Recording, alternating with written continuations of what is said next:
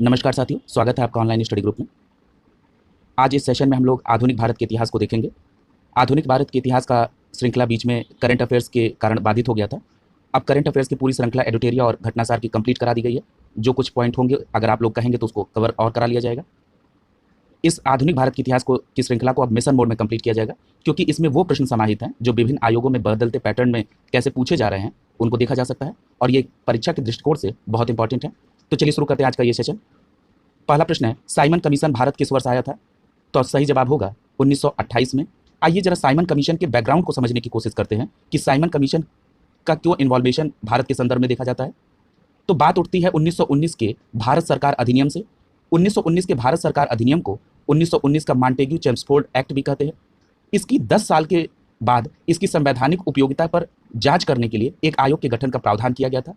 लेकिन 2 वर्ष पूर्व ब्रिटेन की कंजर्वेटिव सरकार ने नवंबर 1927 में साइमन कमीशन की नियुक्ति कर दी, और इस साइमन कमीशन में 7 सदस्य थे, और इसकी अध्यक्षता कौन कर रहे थे? तो जॉन साइमन। इन्हीं के नाम के आधार पर इस कमीशन का नाम साइमन कमीशन रखा गया।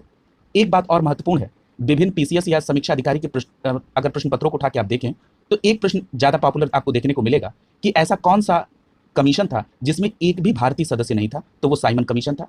इसीलिए इसका नाम श्वेत कमीशन भी रखा गया।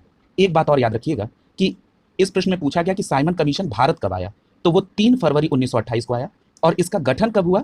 तो इसका गठन नवंबर 1927 में हुआ। ठीक है, इस प्रकार हम लोगों ने साइमन कमीशन के पूरे होलिस्टिक अप्रोच में इसको कवर कर लिया है। ठीक है, अब आगे के प्रश्नों को करना और आसान आपको लगेगा। प्रश्न संख्या 1 का सही जवाब होगा 1928, और पूरे अगर डेट पूछी जाए तो 3 फरवरी 1928 को बंबई पहुंचा था, यानी पहले प्रश्न का आंसर बी होगा। अगला प्रश्न देखिए, साइमन आयोग की नियुक्ति किया गया था, यानी किस वर्ष नियुक्ति हुई थी? तो नवंबर 1927, यानी कि इसका सही जवाब होगा बी। अगला प्रश्न देखिए, पूछा जा रहा है कि 1928 में साइमन कमीशन भारत में किस उद्देश्य से आया था? तो अभी हम लोगों ने चर्चा की है कि भारत सरकार अधिनियम 1919 या 1919 के मॉन्टेग्यू चेम्सफोर्ड के 10 साल पर जो उसकी संवैधानिक उपयोगिता है उसकी समीक्षा करने के लिए आया था। यानी कि इस विकल्प के आधार पर हम ये कह सकते हैं कि हमारा पहला विकल्प सही होगा। प्रशासनिक सुधार पर विचार करने के लिए 1928 में साइमन कमीशन बंबई पहुंचा था, यानी चौथे का सही जवाब हो जाएगा ए। अगला प्रश्न देखिए, कह रहा है कि निम्नलिखित में से साइमन कमीशन का कौन एक सदस्य उदारवादी दल का था? ठीक है, तो इसका सही जवाब होगा ए, सर जॉन साइमन। जो साइमन कमीशन के अध्यक्ष थे सर जॉन साइमन, वो उदारवादी दल, जिसको इंग्लिश में लिबरल पार्टी कहा जाता है, वो उसके सदस्य थे। और इसके अतिरिक्त एक प्रश्न और पूछा जाता है कि 1947 में जब ब्रिटिश प्रधानमंत्री क्लेमेंट एटली ने इस कमीशन में एक श्रमिक दल के सदस्य के रूप में शामिल थे। ठीक है, और यानी कि लेबर पार्टी के तौर पर शामिल हुए थे। तो दोनों बातों को आपको याद रखना होगा। यहां पर पूछा जा रहा है साइमन कमीशन में एक उदारवादी यानी लिबरल पार्टी के सदस्य कौन थे? तो आपका सही जवाब होगा ए, सर जॉन साइमन। अगले प्रश्न की तरफ चलते हैं।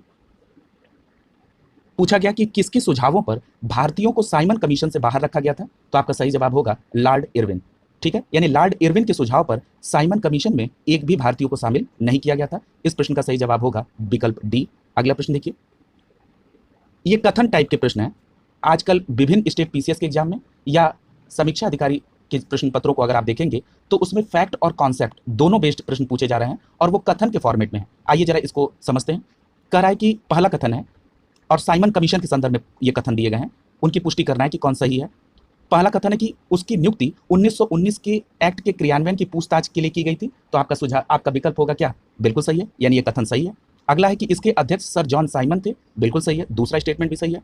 उसने संघीय प्रकार की सरकार की संस्तुति की थी। ये भी बात सही है कि साइमन कमीशन ने संघीय प्रकार की सरकार की संस्तुति की थी। जरा इसको और समझने स्पष्ट कर देते हैं। साइमन कमीशन का यह प्रस्ताव था कि केंद्रीय विधानमंडल को पुनर्गठित किया जाए, और उसमें एक इकाई की भावना को छोड़कर एक संघीय भावना हो, और इसके सदस्य जो हैं वो परोक्ष रूप से यानी अप्रत्यक्ष तौर पर प्रांतीय विधानमंडल से चुने जाएं। ये साइमन कमीशन का एक प्रस्ताव था। अगला, भारतीय नेताओं ने इसका विरोध किया। बिल्कुल सही है। क्यों विरोध किया? आपने इसको पढ़ भी लिया, क्योंकि इसमें एक भी भारतीय सदस्य नहीं था। यानी यहाँ पर चारों के चारों कथन हमारे सही हैं, यानी यहाँ पे विकल्प डी उत्तर हो जाएगा। अगले प्रश्न की तरफ चलते हैं। कह रहा है कि साइमन कमीशन की सिफारिश के संदर्भ में निम्नलिखित में से कौन सा कथन सही है? आइए पुष्टि करते हैं। पहला दिया है कि इसने प्रांतों में द्वैत शासन को उत्तरदायी सरकार द्वारा प्रतिस्थापित करने की संस्तुति की थी। बिल्कुल सही है, अभी हम लोगों ने चर्चा की है इसकी, यानी इसका पहला स्टेटमेंट ही सही है, यानी इस प्रश्न का सही जवाब होगा ए। अगला प्रश्न देखते हैं, इसका ए जवाब होगा। आईएएस के प्रीलिम्स 2010 में पूछा गया वो प्रश्न था। अगला प्रश्न देखिए, लाला लाजपत राय घायल हुए थे किस विद्रोह में, तो जब साइमन कमीशन का विरोध कर रहे थे तो लाठीचार्ज के दौरान लाला लाजपत राय घायल हुए थे। यानी इस प्रश्न का सही जवाब होगा ए। आइए जरा इसको समझिए। जब लाहौर में साइमन कमीशन का विरोध जुलूस निकल रहा था तो उस समय पुलिस ने लाठीचार्ज कर दी और लाठीचार्ज में लाला लाजपत राय गंभीर तौर पर घायल हो गए थे और लाला लाजपत राय की इसी कारण आगे मृत्यु भी हो गई। मरने के पूर्व उन्होंने कहा था कि मेरे ऊपर जितनी लाठियां बरसाई गई हैं एक एक ब्रिटिश सरकार की ताबूत में कील की तरह साबित होंगी। ये लाला लाजपत राय का स्टेटमेंट था। यानी प्रश्न संख्या 11 का सही जवाब होगा ए। ठीक है, एक बात और याद रखिएगा कि अगर ये पूछा जाए कि किस अधिवेशन में कांग्रेस के साइमन कमीशन के विरोध का निर्णय लिया गया था तो आपका क्या जवाब होगा? 1927 के मद्रास अधिवेशन में। अब देखिए इसको कैसे कोरिलेट करेंगे आप। आपने अभी पढ़ा है कि साइमन कमीशन का गठन कब हुआ? नवंबर 1927 में। और हर वर्ष दिसंबर माह में अधिकतर भारतीय राष्ट्रीय कांग्रेस का अधिवेशन होता था। यानी नवंबर 1927 में जब साइमन कमीशन का गठन कर दिया गया तो यहाँ पर 1927 दिसंबर में मद्रास अधिवेशन में साइमन कमीशन के विरोध का निर्णय लिया गया। ठीक है, ऐसे कोरिलेट आपको कर लेना है, रटने की आवश्यकता नहीं है। अगला प्रश्न देखिए, यानी इस प्रश्न का सही जवाब ए होगा। अगला देखिए, पंजाब केसरी की उपाधि किसको दी गई थी? तो ये बहुत पॉपुलर प्रश्न है। पंजाब केसरी लाला लाजपत राय को कहा जाता था। अगला प्रश्न देखिए, कह रहा है कि 1928 में लाहौर में लाला लाजपत राय के नेतृत्व में साइमन कमीशन का विरोध आयोजित किया गया था। सही है। कारण कह रहा है कि साइमन कमीशन में एक भी भारतीय सदस्य नहीं था। कारण भी सेटिस्फाई कर रहा है। यानी यहाँ पर दोनों स्टेटमेंट भी इंडिविजुअल सही है और व्याख्या भी कर रहे हैं। यानी यहाँ पर आपका विकल्प ए सही हो जाएगा। अगले प्रश्न की तरफ चलते हैं। नेहरू रिपोर्ट तैयार की गई थी। नेहरू रिपोर्ट क्या है, किससे संबंधित है, जरा इसकी डिटेल चर्चा कर लेते हैं, क्योंकि इस वर्ष विगत वर्षों को अगर देखेंगे तो नेहरू रिपोर्ट से ज़्यादा प्रश्न बने हैं। आइए जरा नेहरू रिपोर्ट को समझते हैं कि ये क्या है। पहली बात ये जान लीजिए एक लाइन में कि साइमन कमीशन 1927 के प्रत्युत्तर में नेहरू रिपोर्ट 1928 में तैयार की गई थी। पहली बात तो एक लाइन में ये समझ लेना है। अब इसको जरा डिटेल में समझिए। साइमन आयोग की नियुक्ति करने वाले एक अनुदारपंथी राज्य सचिव थे। उनका नाम क्या था? Lord Birkenhead. ठीक है, ये क्या थे? ये राज्य सचिव थे। ठीक है, इन्होंने कहा कि भारतीय लोग संवैधानिक सुधार के लिए ठोस प्रस्ताव बनाने में असमर्थ हैं। यानी एक इन्होंने चैलेंज किया और ऐसा प्रस्ताव जो भारतीय ऐसा संविधान बनाए असमर्थ है जिसमें सभी भारतीयों की व्यापक उसमें समर्थन भी प्राप्त हो। यानी उन्होंने कहा कि एक तो आप बना नहीं सकते ऐसा प्रस्ताव, और दूसरी बात अगर बनाएंगे भी तो सभी भारतीयों का उसमें राजनीतिक व्यापक समर्थन नहीं मिलेगा। इस चुनौती को भारतीयों ने स्वीकार किया और एक योजना के तहत फरवरी, मार्च और मई अगस्त 1928 में सर्वदलीय अधिवेशन आयोजित हुआ और उसके बाद मोतीलाल नेहरू की अध्यक्षता में 8 सदस्य और टोटल 9 इनको अध्यक्ष को लेके अगस्त 1928 में ये प्रस्ताव संविधान का प्रस्तुत किया गया। ठीक है, और इसकी अध्यक्षता कौन कर रहे थे? तो इसकी अध्यक्षता मोतीलाल नेहरू कर रहे थे, इसीलिए इसका नाम नेहरू रिपोर्ट रखा गया। पहली बात। दूसरी बात यह कि मोतीलाल नेहरू ने इस रिपोर्ट में सांप्रदायिक आधार पर अलग से निर्वाचक मंडल को अस्वीकार कर दिया था और इस रिपोर्ट में डोमिनियन स्टेट की मांग की गई थी।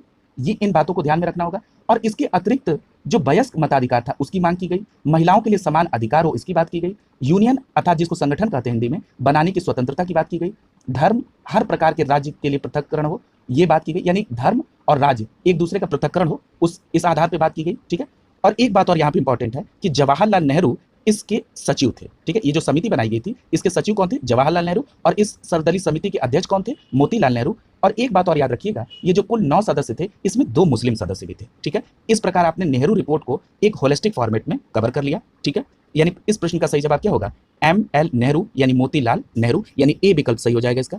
अगला प्रश्न देखिए, निम्नलिखित में से किसने सर्वप्रथम भारत में औपनिवेशिक स्वराज्य की मांग की थी? तो आपका सही जवाब होगा सर तेज बहादुर सप्रू और जयकर ने। अब जरा इस प्रश्न को भी और समझिए। इस प्रश्न को थोड़ा सा इसमें ट्विस्ट किया गया है, थोड़ा सा घुमाने का प्रयास किया गया। क्या किया गया? दूसरे विकल्प में बी में देखिए पंडित मोतीलाल नेहरू की चर्चा की गई है। मोतीलाल नेहरू ने 1926 के सेंट्रल लेजिस्लेटिव असेंबली में भारत के लिए औपनिवेशिक स्वराज, जिसको डोमिनियन स्टेट कहते हैं, हेतु संवैधानिक निर्माण के लिए एक प्रतिनिधि कॉन्फ्रेंस बुलाने की मांग की थी। ठीक है, यानी कि अगर औपनिवेशिक स्वराज की मांग की बात की जाए तो सबसे पहले मोतीलाल नेहरू ने किया इस आधार पर, लेकिन इनके साथ गोविंद वल्लभ पंत का नाम जुड़ा हुआ है, इसलिए हम विकल्प बी के साथ नहीं जाएंगे।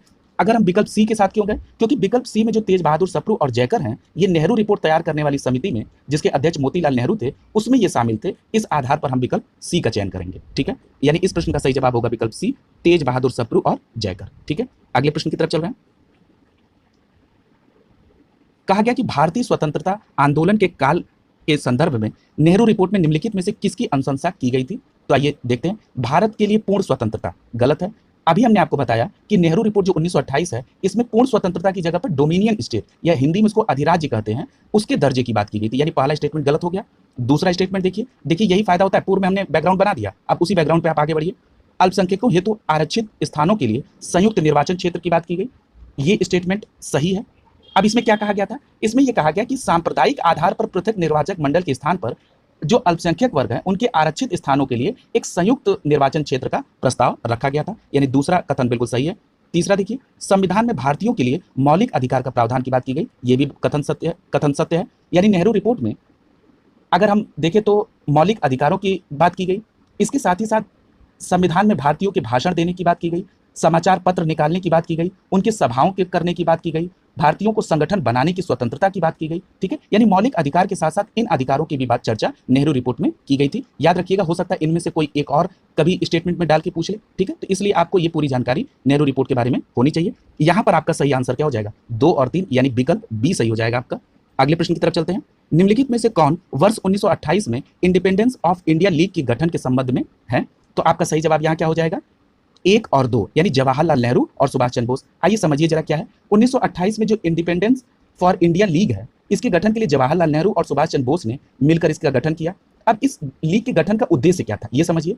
इसका उद्देश्य था कि जो डोमिनियन स्टेट से आगे पूर्ण स्वतंत्रता की मांग को मुखर तौर पर रखना।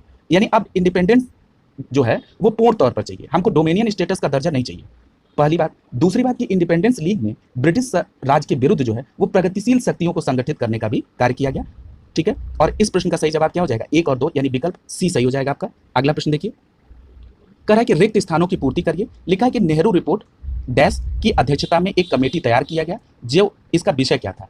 तो अभी आपने पढ़ लिया है कि ये नेहरू रिपोर्ट किसकी अध्यक्षता में थी? तो मोतीलाल नेहरू की अध्यक्षता में थी। ठीक है, यानी कि एक बात तो ये क्लियर हो गई। और दूसरी बात क्या थी कि भारत में संवैधानिक व्यवस्था को स्टैब्लिश करने की बात की गई थी। ठीक है, यानी कि आपका विकल्प सी सही दिख रहा है यहाँ पे। और दूसरी बात याद रखिएगा कि इसमें टोटल सदस्य कितने थे, टोटल कुल कितने थे? तो 9 लोग थे। ठीक है, और इसमें अभी आपने पढ़ा था कि 2 मुस्लिम भी थे। ठीक है, और क्या क्या बातें इसमें थी ये आपने देख लिया है। ठीक है, यानी इस प्रश्न का सही जवाब क्या होगा? सी होगा। अगला प्रश्न को देखिए, मुस्लिम लीग के निम्नलिखित में से किस अधिवेशन में M.A. जिन्ना ने अपना 14 सूत्री प्रस्ताव रखा था? ये काफी महत्वपूर्ण प्रश्न है, कई बार प्रीलिम्स और जब मेंस में ऑब्जेक्टिव आता था तब भी ये प्रश्न पूछा गया है। 28 मार्च 1929 को दिल्ली में मुस्लिम लीग का एक अधिवेशन हुआ और इसमें जिन्ना ने नेहरू रिपोर्ट 1928 के विरोध में 14 सूत्री प्रस्ताव रखा। अब देखिए, अब आपको यहाँ पे क्या एक बात पता चली कि जो M.A. जिन्ना ने, यानी कि जिन्ना ने जो 14 सूत्री प्रस्ताव रखा, किसके विरोध में रखा? तो नेहरू रिपोर्ट 1928 के विरोध में रखा। कहाँ पे रखा? जब दिल्ली में मुस्लिम लीग का अधिवेशन 1929 में हो रहा था। इतनी बात क्लियर हो गई, यानी आपको अब इसका आंसर भी पता चल गया कि विकल्प सी सही होगा, 1929। ठीक है, अब एक बात और याद रखिए कि जो नेहरू रिपोर्ट में संयुक्त रूप से चुनाव लड़ने की बात कही गई थी और उसमें जब चुनाव क्षेत्र की मांग की गई थी, ठीक है, इन चीजों का विरोध किया जा रहा था। ठीक है, यानी इस प्रश्न का सही जवाब क्या हो जाएगा? सी हो जाएगा, 1929। अगले प्रश्न की तरफ चलते हैं।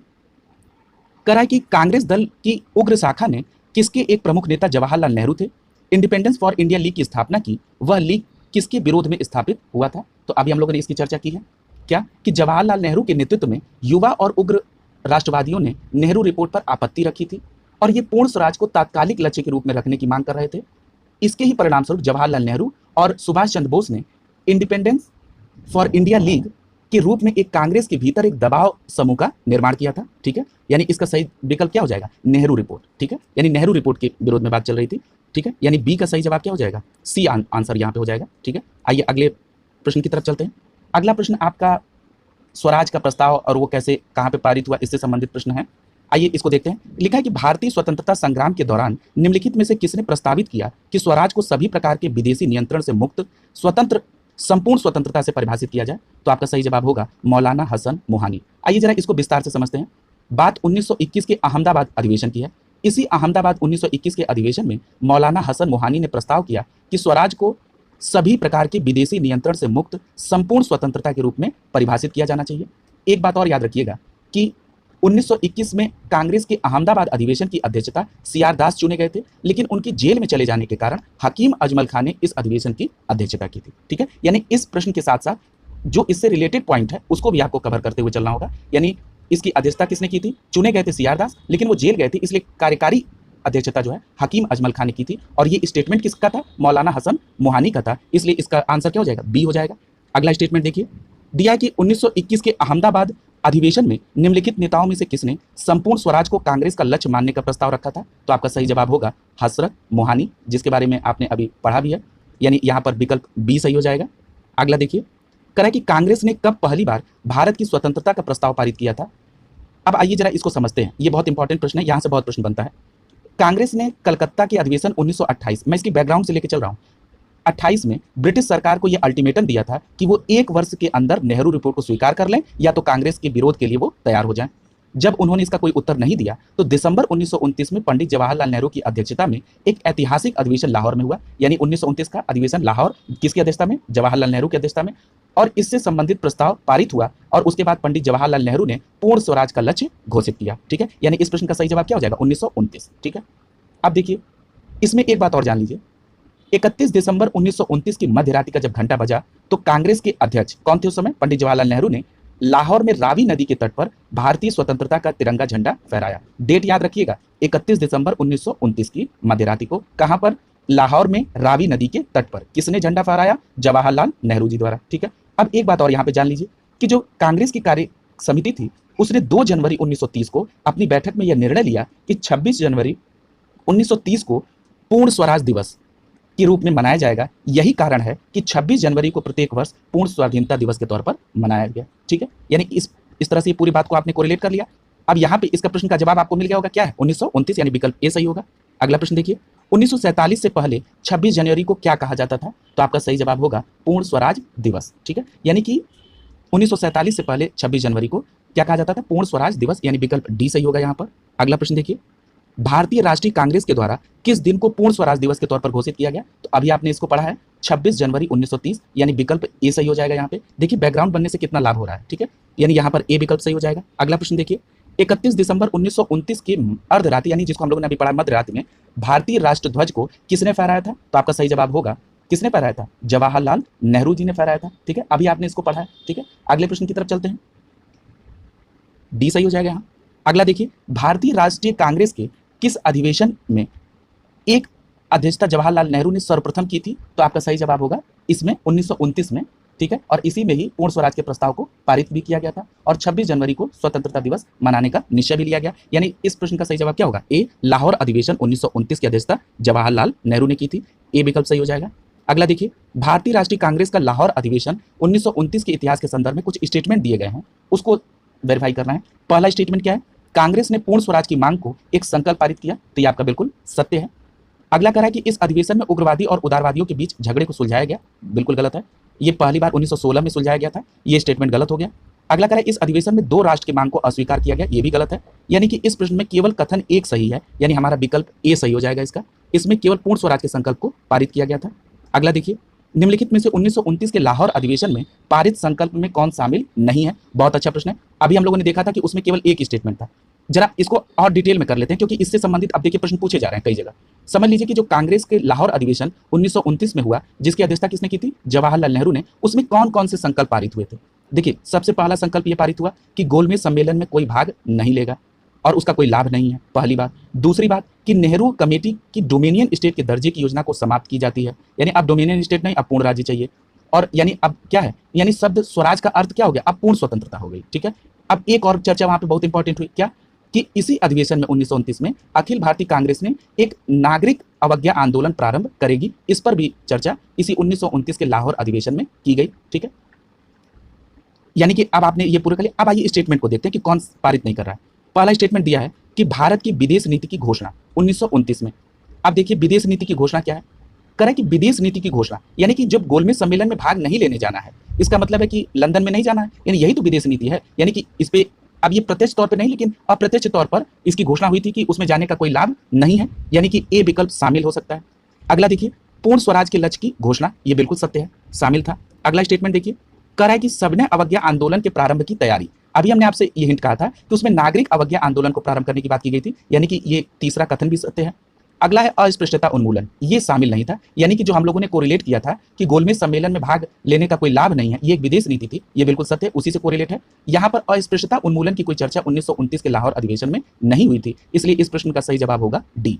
ठीक है, अगला प्रश्न देखिए, पूर्ण स्वराज संकल्प को भारतीय राष्ट्रीय कांग्रेस के लाहौर अधिवेशन में किसने प्रस्तुत किया था? तो याद रखिएगा कि पूर्ण स्वराज के संकल्प को जवाहरलाल नेहरू ने तैयार भी किया था और प्रस्तुत भी किया था। ठीक है, यानी इस प्रश्न का सही जवाब क्या हो जाएगा? JL नेहरू, जिनका पूरा नाम जवाहरलाल नेहरू, यानी इस प्रश्न का सही विकल्प हो जाएगा बी।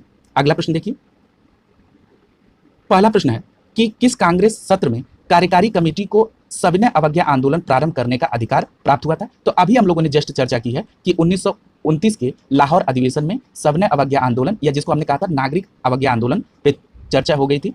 ठीक है, यानी कि इस प्रश्न का सही जवाब क्या होगा? बी हो जाएगा। इस पे हम लोग चर्चा कर चुके हैं। अगला प्रश्न देखिए, करा कि दांडी यात्रा के संबंध में कहां, दांडी यात्रा के साथ निम्नलिखित में से क्या प्रारंभ हुआ? ठीक है, आइए पहले दांडी यात्रा को समझ लेते हैं, तो और इससे क्या सविनय अवज्ञा आंदोलन का क्या संबंध है, जरा इसको डिटेल में समझ लेते हैं।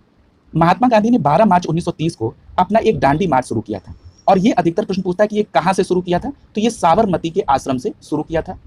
ये 24 दिनों की एक लंबी यात्रा, पैदल यात्रा थी, और इस 24 दिनों में उन लोगों ने 390 किलोमीटर, या इसको मील में भी कई बार पूछा गया, तो 241 मील की यात्रा पूरी कर 6 अप्रैल 1930 को दांडी में पहुंचकर सांकेतिक तौर पर नमक को हाथ में उठाकर कानून को भंग किया था। ठीक है, इसी को कहा जाता है कि दांडी यात्रा हुई और बाद में सविनय अवज्ञा आंदोलन से संबंधित है। अब जरा शब्द को ही समझिए, सविनय अवज्ञा आंदोलन। अवज्ञा का मतलब होता है कि किसी भी बात को न मानना, यानी किसी प्रस्ताव को न मानना, और सविनय यानी कि विनय के तौर पर, यानी हम ऐसा कोई काम नहीं करेंगे जो हिंसात्मक हो, हम अहिंसा के मार्ग पर चलकर हम आपके इस कानून को तोड़ने की बात करेंगे, यानी इस कानून को का हम विरोध करेंगे। ठीक है, पूरी बात समझ में आ गई होगी। यानी दांडी मार्च प्रारंभ हुआ और सविनय अवज्ञा आंदोलन 6 अप्रैल 1930 को प्रारंभ हो गया। एक बात और यहाँ याद रखिएगा कि तमिलनाडु में एक नेता थे, गांधीवादी नेता सी राजगोपालचारी, उन्होंने इसका नेतृत्व किया था। कहां पर? तमिलनाडु में किया था। और अगर कभी जगह पूछे तो याद रखिएगा, तिरुचिरापल्ली में इन्होंने नमक यात्रा निकाली थी। ठीक है, इस प्रश्न का सही जवाब क्या हो जाएगा? सी हो जाएगा, सविनय अवज्ञा आंदोलन। अब देखिए, दांडी मार्च से संबंधित जो आएगा, अब आपको कोरिलेट करने में आसानी होगी। सविनय अवज्ञा आंदोलन के रूप में गांधी ने दांडी मार्च कब प्रारंभ किया था? तो आपको अभी हमने बताया है कि 12 मार्च 1930 को प्रारंभ किया, 24 दिन बाद 6 अप्रैल 1930 को सविनय अवज्ञा आंदोलन, वहां पहुंच गए, नमक हाथ में उठा लिया, कानून सांकेतिक तौर पर टूट गया, और 6 अप्रैल 1930 को सविनय अवज्ञा आंदोलन प्रारंभ हो गया। यहां पूछ रहा है कि दांडी मार्च कब प्रारंभ हुआ था, तो आपका सही जवाब होगा 12 मार्च 1930, यानी यहां पर विकल्प सी सही हो जाएगा आपका। अगला प्रश्न देखिए, गांधी जी ने दांडी यात्रा प्रारंभ की थी, मैंने अभी आपको बताया था कि यह प्रश्न पूछा जाता है, कहां से प्रारंभ की थी दांडी यात्रा? तो वो साबरमती आश्रम से प्रारंभ की थी, और कब की थी? 12 मार्च 1930 को। अगला प्रश्न, यानी इस प्रश्न का सही जवाब क्या होगा? बी हो जाएगा। अगला प्रश्न देखिए, निम्नलिखित में से प्रांतों में से किस प्रांत में सत्याग्रहियों की संख्या महात्मा गांधी के दांडी कूच में सर्वाधिक थी? याद रखिएगा कि गुजरात से सर्वाधिक लोग थे, दूसरे नंबर पे सर्वाधिक लोग महाराष्ट्र थे, और तीसरे नंबर पे उत्तर प्रदेश थे। ठीक है, यानी अगर सर्वाधिक पूछा है तो हो सकता है 3 सीक्वेंस में पूछ दे, और अगर उत्तर प्रदेश स्पेशल में याद रखना हो तो उत्तर प्रदेश से 8 लोग इसमें शामिल थे। ठीक है, यानी गुजरात में सर्वाधिक, दूसरे नंबर पे महाराष्ट्र में, और तीसरे नंबर पे उत्तर प्रदेश से 8 लोग थे, तो यहाँ सर्वाधिक पूछा है तो आपका सही जवाब होगा गुजरात, बी ऑप्शन यहाँ पे सही हो जाएगा। अगला प्रश्न देखिए, निम्नलिखित में से किसने गांधी के नमक आंदोलन में भाग लिया था? तो इसका सही जवाब क्या होगा? गांधी के नमक आंदोलन में इन तीनों लोगों ने भाग लिया था, यानी कि सविनय अवज्ञा आंदोलन में गांधी का नमक आंदोलन यही था, सविनय अवज्ञा आंदोलन। इसमें एक बात याद रखिएगा कि महिलाओं ने व्यापक तौर पर इसमें भागीदारी ली थी, और इस महिलाओं में कुछ नाम उल्लेखनीय है कि सरोजनी नायडू भी शामिल थी, राजकुमारी अमृत कौर भी थी, और कमला देवी चट्टोपाध्याय भी इसमें शामिल थी, यानी इस प्रश्न का सही जवाब होगा डी, उपयुक्त सभी। अगला देखिए, करें निम्नलिखित में से किस एक आंदोलन में महिलाओं की भागीदारी सर्वाधिक मानी जाती है? मेरे एक एक स्टेटमेंट की बात को ध्यान से, गंभीरता से जो एक्सप्लेन में है उसको ध्यान रखिएगा, क्योंकि वो प्रश्न पूछे जा चुके हैं या पूछे जाने की ज्यादातर संभावना है। यहाँ पर क्या है? नमक सत्याग्रह, या यहाँ पे ये भी दे सकता है कि सविनय अवज्ञा आंदोलन। ठीक है, तो इसमें महिलाओं की भागीदारी ज्यादा थी। इस प्रश्न का सही जवाब क्या होगा? बी हो जाएगा। महात्मा गांधी ने 1930 में सविनय अवज्ञा आंदोलन प्रारंभ किया था। अब देखिए यहाँ पर इस प्रश्न को कैसे थोड़ा सा ट्विस्ट कर दिया। आईएएस के प्रीलिम्स 1995 में पूछा गया, कहा कि महात्मा गांधी ने 1930 में सविनय अवज्ञा आंदोलन कहां से प्रारंभ किया, और अभी आपने एक प्रश्न पढ़ा है जिसमें पूछा गया था कि दांडी मार्च कहां से प्रारंभ किया गया। तो दांडी मार्च प्रारंभ किया गया साबरमती आश्रम से, लेकिन अगर पूछेगा कि सविनय अवज्ञा आंदोलन कहां से प्रारंभ किया गया, तो आपका जवाब होगा दांडी से। तभी तो हमने आपको बताया कि 6 अप्रैल 1930 को वहां पहुंच गए, कहां? दांडी, और वहां पे हाथ में नमक उठाया, कानून सांकेतिक तौर पर टूटा, और सविनय अवज्ञा आंदोलन प्रारंभ हो गया। यानी प्रारंभ कहां से हुआ? दांडी से हुआ। इस प्रश्न का जवाब क्या होगा? बी होगा। इसलिए हमेशा प्रश्न को बहुत गंभीरता से पढ़ना चाहिए। जल्दीबाजी में पढ़े गए प्रश्न, सरल प्रश्न भी गलत हो जाते हैं, यानी इस प्रश्न का सही जवाब होगा बी, दांडी से। अगला प्रश्न देखिए, ऐतिहासिक दांडी मार्च का संबंध है कहां से है? तो अभी आपने पढ़ा है कि दांडी मार्च का संबंध कहां से है? नमक कानून को तोड़ने से है, विकल्प बी सही हो जाएगा यहाँ पे। अगला देखिए, सबसे पहले कौन सी घटना घटी है? ठीक है, अब यहाँ पे घटनाओं का क्रम देख रहा है, तो सबसे पहला दिया है कि दांडी मार्च, तो अभी आपने पढ़ा 12 मार्च 1930 को। अगला है भारत छोड़ो आंदोलन, तो ये 9 अगस्त 1942 को शुरू हुआ था, आगे हम लोग इसमें डिटेल और पढ़ेंगे। अगला दिया साइमन कमीशन का आगमन, तो ये भी अभी आपने पढ़ा 3 फरवरी 1928 को। और गांधी इरविन समझौता ये 5 मार्च 1931 को, आज ही अभी अगले सेगमेंट में आप इसको पढ़ेंगे, ठीक है। ये कब हुआ था? 5 मार्च 1931 को। इस प्रकार पहली घटना कौन सी हुई? साइमन कमीशन का भारत आगमन 3 फरवरी 1928, यानी इस प्रश्न का सही जवाब क्या हो जाएगा? सी हो जाएगा। आगे चलते हैं। महात्मा गांधी द्वारा नमक आंदोलन वर्ष 1930 में चलाया गया। बिल्कुल सही है। क्यों सही है? क्योंकि अभी आपने पढ़ा था कि नमक सत्याग्रह आंदोलन कब चला था, यानी सबने अवज्ञा आंदोलन कब चला? 6 अप्रैल 1930। और दांडी मार्च कब से हुआ था? तो 12 मार्च 1930, ठीक है। अगला कारण करा कि गांधी जी द्वारा उद्देश्य था गरीबों को नमक मुफ्त में उपलब्ध कराना। ये गलत है। क्यों? क्योंकि अभी आपने पढ़ा एक प्रश्न के दौरान कि दांडी मार्च का संबंध किससे था? तो नमक कानून को तोड़ने से, यानी वो नमक कानून के विरोध में थे, न कि मुफ्त में बांटने के लिए। यानी यहाँ पर कारण सीधे गलत है, यानी कथन सही है लेकिन कारण गलत है, यानी यहाँ पर आपका विकल्प सी सही हो जाएगा। अगला देखिए, सविनय अवज्ञा आंदोलन के संबंध में निम्नलिखित में से कौन सा कथन सही है? आइए इस पर चर्चा कर लेते हैं। करा है कि पहला स्टेटमेंट है कि महात्मा गांधी को नमक कानून तोड़ने के विरोध में सजा नहीं दी गई थी। ये बात गलत है। इनको नमक कानून जब इन्होंने तोड़ा तो इसके लिए इनको गांधी जी को यरवदा जेल में बंद कर दिया गया था, यानी पहला स्टेटमेंट गलत हो गया। अगला करा है कि मदन मोहन मालवीय, देवदास गांधी और के.एम. मुंशी को नमक कानून तोड़ने पर सजा दी गई थी। तो ये भी कथन सत्य है, यानी पहला असत्य दूसरा सत्य है, ठीक है। यानी गांधी जी को भी यरवदा जेल में बंद किया गया था, मदन मोहन मालवीय, देवदास गांधी, के.एम. मुंशी, इनको भी नमक कानून तोड़ने पर सजा दी गई थी, ठीक है। इन नामों को भी याद रखिएगा। यानी यहाँ पर पूछ रहा है कि सही कौन सा है, तो आपका केवल 2 हो जाएगा, यानी विकल्प बी सही हो जाएगा। यहाँ पे आरओ मीन्स 2016 का प्रश्न है।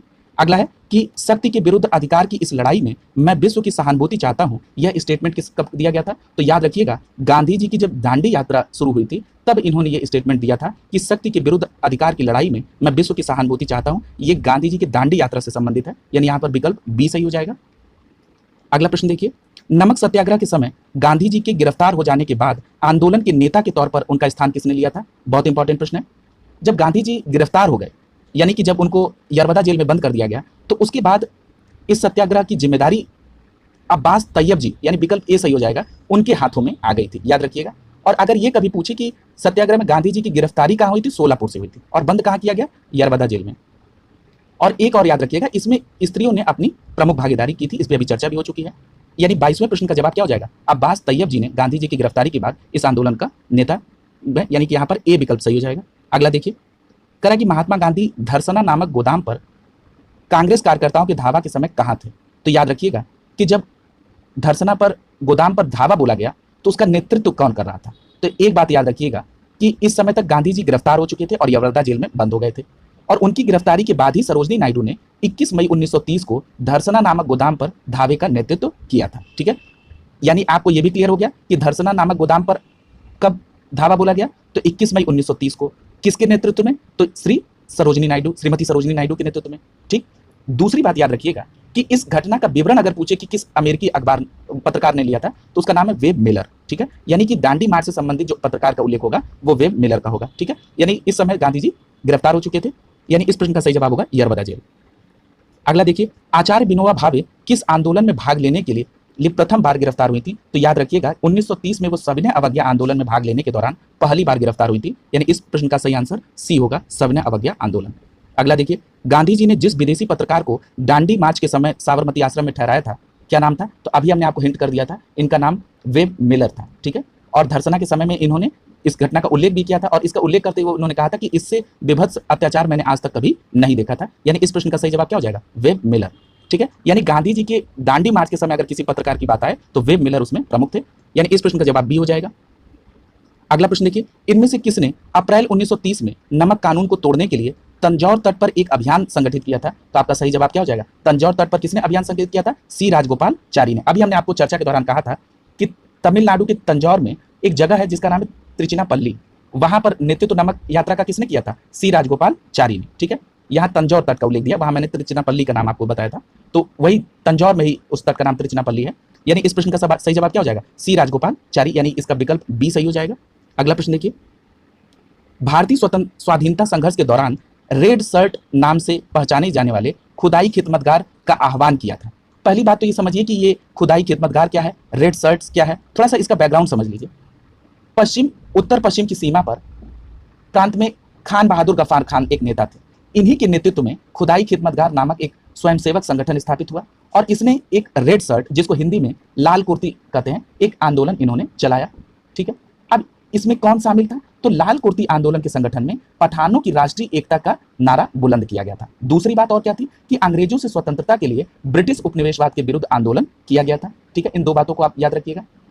इसके साथ ही साथ लाल कुर्ती आंदोलन ने श्रमजीवियों की हालत में सुधार के लिए भी प्रयास किया था। और एक बात और महत्वपूर्ण इसके साथ जान लीजिएगा कि जो अन्य प्रांत के मुसलमान थे वो स्वयं को सत्याग्रह आंदोलन से अलग रख रहे थे। ठीक है, केवल उत्तर पश्चिम प्रांत के मुसलमानों ने खान अब्दुल गफ्फार खां के नेतृत्व में सविनय अवज्ञा आंदोलन में एक महत्वपूर्ण भूमिका निभाई थी। ये भी बात आपको स्पष्ट तौर पर मालूम होनी चाहिए। यानी यहाँ प्रश्न संख्या 29 का सही जवाब क्या हो जाएगा? डी हो जाएगा कि पठान की क्षेत्रीय राष्ट्रवादी एकता का और उपनिवेशवाद के विरुद्ध में ये खुदाई खिदमतगार आंदोलन किसके द्वारा चालू किया गया था? तो ये अभी हमने आपको बताया खान अब्दुल गफ्फार खां के नेतृत्व में। यानी प्रश्न संख्या 29 का सही जवाब हो जाएगा डी।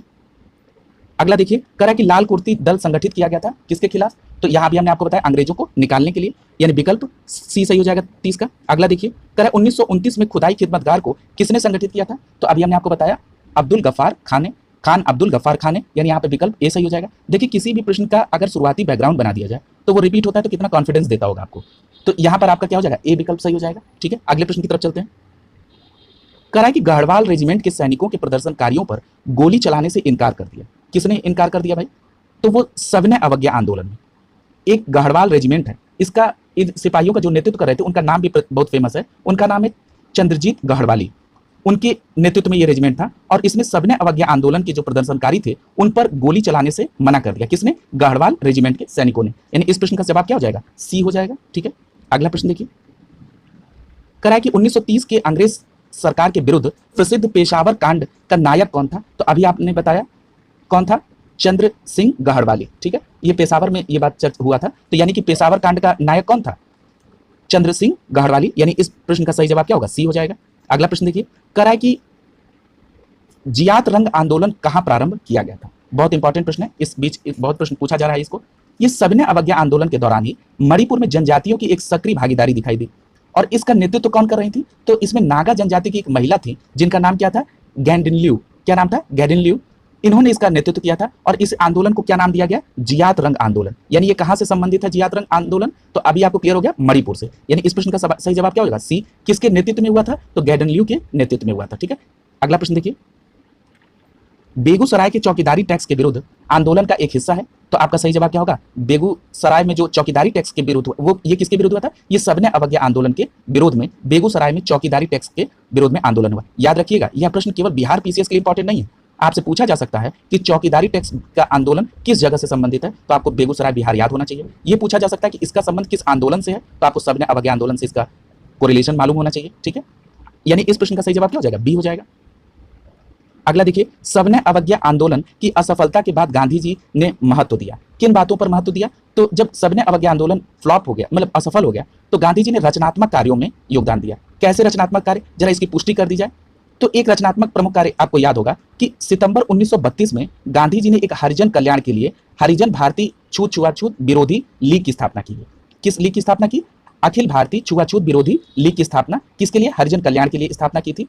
और इससे एक पत्रिका बहुत पॉपुलर निकली जिसका नाम क्या था? हरिजन। ये एक साप्ताहिक पत्रिका थी। पहला तो ये रचनात्मक कार्य किया सितंबर 1932 में। दूसरी रचनात्मक कार्य आप अक्टूबर 1934 में देखेंगे कि गांधी ने अपना पूरा समय हरिजन उत्थान के लिए एक सक्रिय तौर पर समर्पित कर दिया और वो राजनीति से एकदम हट से गए थे। ठीक है, ये बात आपको ध्यान में रखनी होगी। यानी इस प्रश्न का सही जवाब क्या होगा? ए, रचनात्मक कार्यों में। और क्या रचनात्मक कार्य थे इनको भी आपने देख लिया, यानी यहाँ पर विकल्प ए सही हो जाएगा। अगला प्रश्न देखिए, प्रभावती देवी किस क्षेत्र से स्वतंत्रता संग्राम सेनानी थी? तो याद रखिएगा, प्रभावती देवी, सरला देवी, राजवंशी देवी, सुनीति देवी, राधिका देवी, ये सब जब भी नाम आए तो आप सीधे पटना से इसको कोरिलेट कर दीजिएगा। यानी इस प्रश्न का सही जवाब होगा बी, पटना। ठीक है, आगे चलते हैं। आगे अब हम लोग गांधी इरविन समझौता, ठीक है, अभी हमने आपसे कहा था कि आगे हम लोग इसकी चर्चा करेंगे कि गांधी इरविन समझौता जो वहां पे हम लोगों ने कहा था कि 5 मार्च 1931 को हुआ था। आइए समझिए जरा गांधी इरविन समझौता क्या हुआ। गांधी जी फरवरी 1931 में लॉर्ड इरविन से भेंट की और उन्होंने बात करके और उनके बीच और गांधी जी के बीच में 15 दिनों तक 8 वार्ता हुई और इस वार्ता के बाद 5 मार्च 1931 को एक समझौता हुआ जिसको गांधी इरविन समझौता के नाम से जाना जाता है। इस समझौते का परिणाम क्या हुआ? तो इस समझौते के तहत सविनय अवज्ञा आंदोलन स्थगित करना पड़ा। यानी जो सविनय अवज्ञा आंदोलन प्रारंभ हुआ था किससे? दांडी मार्च से प्रारंभ हुआ था, नमक कानून को तोड़ने के लिए। ठीक है, याद है? अब देखिए कैसे सीरियल कोरिलेट हो रहा है इसको समाप्त करने के लिए। दूसरी बात कि कांग्रेस द्वितीय गोलमेज सम्मेलन में भाग ले, ये भी बात इस समझौते में हुई। ठीक है, क्योंकि पहले सम्मेलन में, गोलमेज सम्मेलन में कांग्रेस ने भाग नहीं लिया था और जब कांग्रेस भाग नहीं ली तो वो सम्मेलन उतना फ्रूटफुल नहीं हुआ। तो यानी कि आपने ये देख लिया कि इस गांधी इरविन समझौते में मोटा मोटा क्या चीज हुआ था। तो मुख्य भाग आपको क्या दिखा कि गोलमेज सम्मेलन में कांग्रेस की भागीदारी सहज करने के लिए गांधी इरविन समझौता हुआ। और किस गोलमेज सम्मेलन में भागीदारी, तो द्वितीय गोलमेज सम्मेलन में। ठीक है, यानी इस प्रश्न का सही जवाब क्या होगा, ए हो जाएगा। अगला देखिए, गांधी इरविन समझौता निम्नलिखित में से क्या सम्मिलित था। ठीक है, तो इसमें वही और बातें हैं। तो पहली बात तो फिर से रिकॉल कर लीजिए, गांधी इरविन समझौता कब हुआ था, 5 मार्च 1931 को। ठीक है, और ये समझौता कहां पे हुआ था, दिल्ली में हुआ था, इसलिए गांधी इरविन समझौता को दिल्ली समझौते के नाम से भी जानते हैं। अब कह रहा है कि इसमें क्या क्या हुआ था, तो अभी हमने आपको बताया कि गोलमेज सम्मेलन, द्वितीय गोलमेज सम्मेलन में गांधी जी जाने को तैयार हो गए, सविनय अवज्ञा आंदोलन के वापस लेने की बात हो गई। एक बात और याद रखिएगा कि जिन बंदियों को हिंसा के आरोप में बंद किया गया था उनको रिहा करने की भी इसमें चर्चा हुई थी। और साथ ही साथ एक और बात याद रखिएगा कि जो विदेशी कपड़ों और शराब की दुकानों की जो शांतिपूर्ण धरना था उसको एक अधिकार मिल गया था। ठीक है, और समुद्र तटीय जो प्रदेश है उसमें बिना नमक कर दिए नमक बनाने की अनुमति भी मिल गई थी। यानी जो नमक कर के विरोध में ये चलाया गया सविनय अवज्ञा आंदोलन, उसकी एक तरीके से जीत ये हुई। ठीक है, अब एक बात यहां पर ध्यान में रखिए कि द्वितीय गोलमेज सम्मेलन के लिए तो जाने के लिए तैयार हो गए, लेकिन कुछ लोगों ने गांधी इरविन समझौते को थोड़ा सा नाराजगी भी व्यक्त की। क्यों नाराजगी व्यक्त की, क्योंकि भगत सिंह, सुखदेव और राजगुरु की जो फांसी न देने की जो मांग थी जनता की, उसको इसमें शामिल नहीं किया गया और इसलिए लोग गांधी जी से इसमें नाराज थे। ठीक है, आइए ये सारी चीजें हम लोगों ने देख ली। अब आइए जरा इस समझौते को देखें। राउंड टेबल कॉन्फ्रेंस यानी गोलमेज सम्मेलन में भाग लेने के लिए कांग्रेस को आमंत्रित करना, यानी हमारा पहला विकल्प क्या है, सही है, द्वितीय गोलमेज सम्मेलन में। और जान लीजिए, अगला है असहयोग आंदोलन के संबंध में जारी किए गए अध्यादेश को वापस लेना, तो ये भी बात सही है।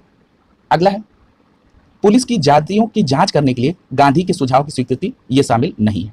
अगला, केवल उन्हीं कैदियों को रिहा किया जिन पर हिंसा के अभियोग नहीं था। ठीक है, तो ये भी विकल्प आपका सही है। यानी हमने अभी आपसे बताया था कि ऐसे राजनीतिक बंदी जिन पर हिंसा के आरोप थे उनको छोड़कर बाकी सभी लोगों को रिहा करने पर इस पर सहमति बन गई थी। यानी यहाँ पे आपका कौन कौन सा स्टेटमेंट सही हो गया, पहला सही था, दूसरा सही था, तीसरा गलत है, चौथा सही है। यानी पहला, दूसरा और चौथा सही है।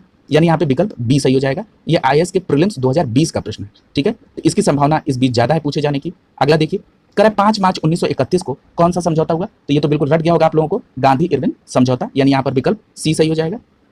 गांधी इरविन समझौते के हस्ताक्षरित होने के लिए महत्वपूर्ण भूमिका किसने अदा की थी, तो याद रखिएगा कि जो गांधी इरविन समझौता हुआ था उसमें मुख्य रूप से तेज बहादुर सप्रू और साथ ही साथ जयकर साहब, यानी जिनको एमआर जयकर कहा जाता है, वो भी शामिल थे। ठीक है, तो यानी कि यहाँ पर गांधी इरविन समझौता में महत्वपूर्ण तेज बहादुर सप्रू नाम मिल रहा है, यानी यहाँ पर विकल्प सी सही हो जाएगा। जयकर भी इसमें शामिल थे। ठीक है, यानी कि यहाँ पर विकल्प सी सही होगा। निम्नलिखित व्यक्तियों में से किसने इरविन और गांधी को दो महात्मा कहा था। ठीक है, किसने ये बात कही थी, तो याद रखिएगा कि गांधी और इरविन को दो महात्मा शब्द से सरोजनी नायडू ने संबोधित किया था। ठीक है, और यानी इस प्रश्न का सही जवाब क्या हो जाएगा, आपका बी सही हो जाएगा। अगला प्रश्न है, गांधी इरविन समझौते में महात्मा गांधी के लाभ को सांत्वना पुरस्कार कहा था। ठीक है, यही मैं वहां को रिलेट करना चाह रहा था कि जो इरविन थे ये इनके जीवनीकार थे। एक नाम क्या था, उनका नाम था एलन कैंपबेल। ठीक है, यानी जो विकल्प बी में है, एलन कैंपबेल जॉनसन। इन्होंने गांधी इरविन समझौते को महात्मा गांधी के लाभों को सांत्वना पुरस्कार के तौर पर व्यक्त किया था। ठीक है, यानी कि यहां पर इस प्रश्न का जवाब क्या हो जाएगा, बी सही हो जाएगा। ठीक है, याद रखिएगा ये जीवनीकार थे इरविन के, कौन, एलन कैंपबेल जॉनसन, जिन्होंने महात्मा गांधी के लाभ को सांत्वना पुरस्कार कहा था कि भैया इनको किसी प्रकार से सांत्वना मिल दी गई। यानी इसका आंसर क्या होगा, बी हो जाएगा। अगला प्रश्न देखिए, लिखा है कि निम्नलिखित में से भारतीय राष्ट्रीय कांग्रेस के कराची अधिवेशन के सभापति, तो यानी इसके अध्यक्ष कौन थे, तो याद रखिएगा कि गांधी इरविन समझौता जो दिल्ली समझौते के नाम से भी जाना जाता है, इसके लिए मंजूरी सरदार वल्लभ भाई पटेल की अध्यक्षता में जो 1931 में कांग्रेस का कराची अधिवेशन हुआ था। ठीक है, यानी कराची अधिवेशन कब हुआ था, 1931 में। इसी में गांधी इरविन समझौते की मंजूरी भी मिली थी और इसकी अध्यक्षता पूछा जा रहा है, तो आंसर क्या हो जाएगा, वल्लभ भाई पटेल, यानी विकल्प डी सही हो जाएगा यहाँ पे। याद रखिएगा इसमें कुछ महत्वपूर्ण बात और है कि इसी सम्मेलन में पहली बार कांग्रेस में मौलिक अधिकार और राष्ट्रीय आर्थिक कार्यक्रमों को भी प्रस्ताव को पारित किया गया था।